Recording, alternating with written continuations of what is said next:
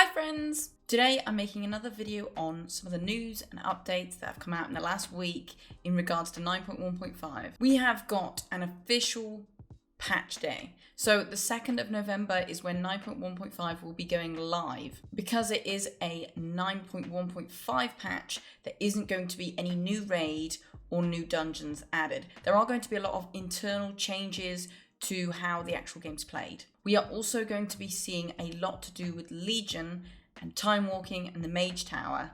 Now, Blizzard knows you love Legion, so they're giving you Legion. I feel like this is kind of the same thing as when Disney rehashes its old animated movies as new live action ones in some kind of last ditch attempt to make some money off of nostalgia. So just to get started and get something out of the way, I'm going to be talking about boosting. A lot of people have been talking about boosting recently, as it's become a semi-big discussion within the community. Now, personally, I don't think boosting is particularly good for the game, but I don't think it's the biggest issue that World of Warcraft has. I personally have benefited from boosting. I've boosted ahead of the curves, I've boosted cutting edges on multiple characters. In Nyalotha, it made me a lot of gold, and it helped set up for the next tier so that we could buy BOEs and all of the guild's resources.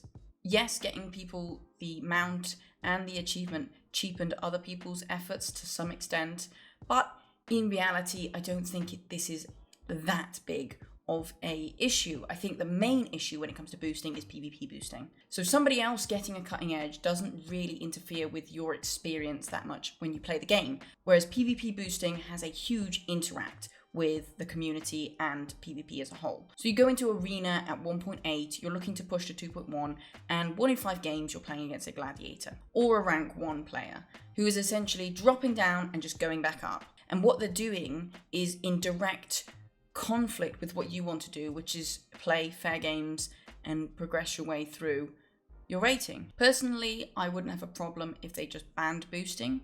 I wouldn't have a problem if they banned advertising for boosting. I wouldn't have a problem if they banned boosting communities. I also wouldn't have a problem if you just banned the token. The main issue I have is PvP boosting. PvE boosting is fairly irrelevant. I know it can add players into the pool who don't necessarily have the experience of getting the achievement, but now they have. So you have to have an extra step where you check whether the person you're inviting into your party is good or not.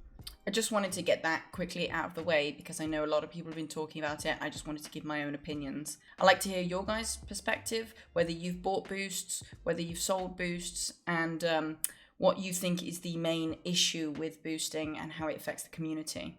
So, a little overview on 9.1.5. We're seeing some changes to old achievements so that they're easier to get. We are getting more customization added into allied races. We're getting weather effects in our cities, but I think this probably should be applied to a lot more areas, not just Orgrimmar and Stormwind.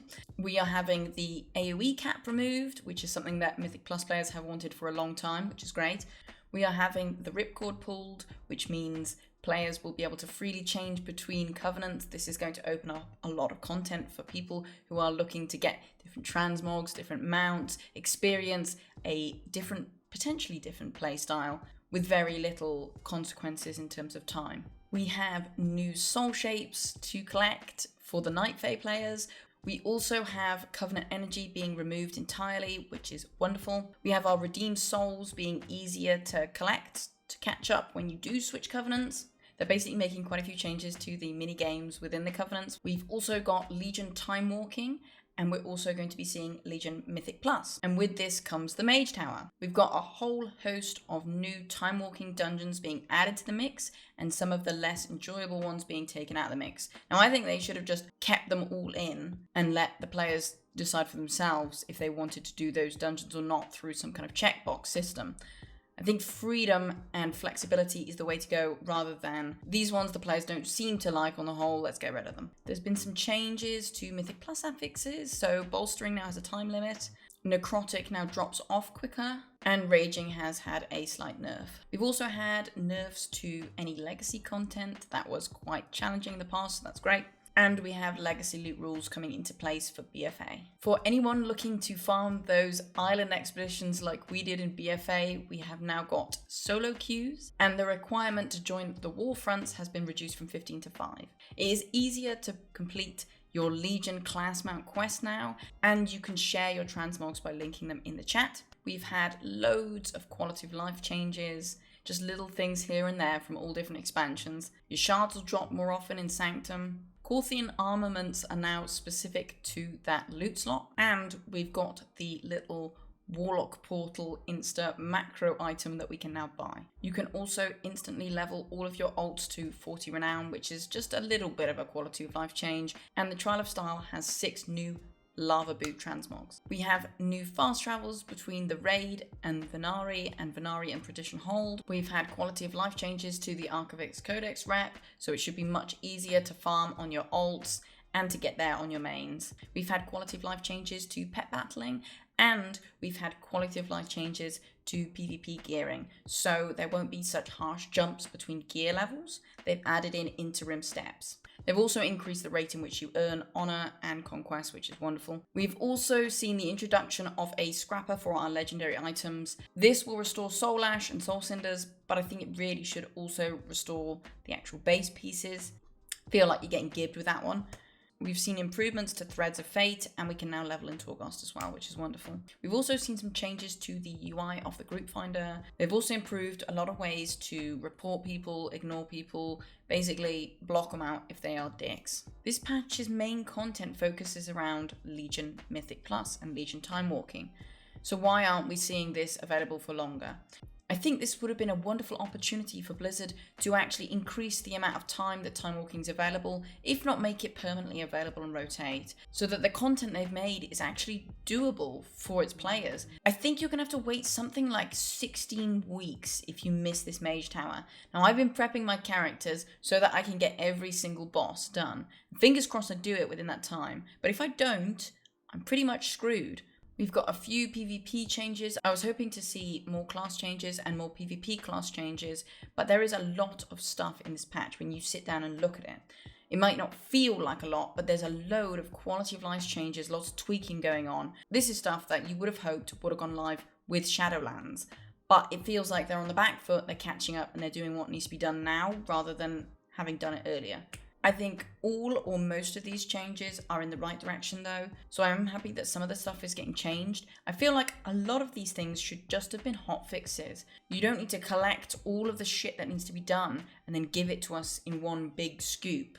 Just feed it through as soon as you notice a problem arises, as soon as your community says to you, this is an issue, sort it out. The developers need to be acting in good faith right now, and they need to be listening and understanding their fans, otherwise they're going to lose even more than they have already done. A lot of the stuff that's in the game is actually great, but for someone who's been playing 10 years, it becomes less great. We need more. It needs to be better. Overall though, I'm really excited to do the Mage Tower and to get as many new armor pieces as I can and to get that flying book mount. I'm also excited to try a bit of Legion Mythic Plus. I didn't really play much during Legion. They have made it so you can't use a lot of items. So if you're looking to do really well in Legion Mythic Plus and the Mage Tower, it might be worth looking into what kind of stuff you can use, what kind of stuff you can pick up quickly and easily, and what you can't use.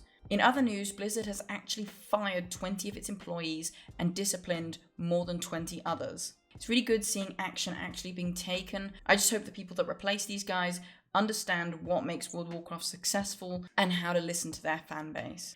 In other news, it's Halloween right now, so you are able to pick up your Headless Horseman mount from the daily dungeon. There's loads of different fun things you can buy. I love the little events that roll around. It keeps the game feeling fresh. In other news, we are getting the equivalent of a rank 1 gladiator title for Mythic Plus. So players in the top 0.1% of all Mythic Plus players will be receiving a special personalized Mythic Plus title, I imagine each season from now on. This is something that players have been asking for a long time. I'm looking forward to being able to recognize those tormented heroes. This is something that's added into the game that won't go away when Shadowlands ends, but will keep making the game better. What do you guys think of the title? Do you think that maybe this could add to FOMO? This comment though did make me laugh. This is all the news I've got for you today. Thank you for watching my video. If you enjoy this video, please like and subscribe. I'll be streaming over at twitch.tv/411games if you want to come over and harass me. I've been playing Overwatch, WoW, and Final Fantasy recently. I am looking forward to becoming the bunny girl I always knew I was.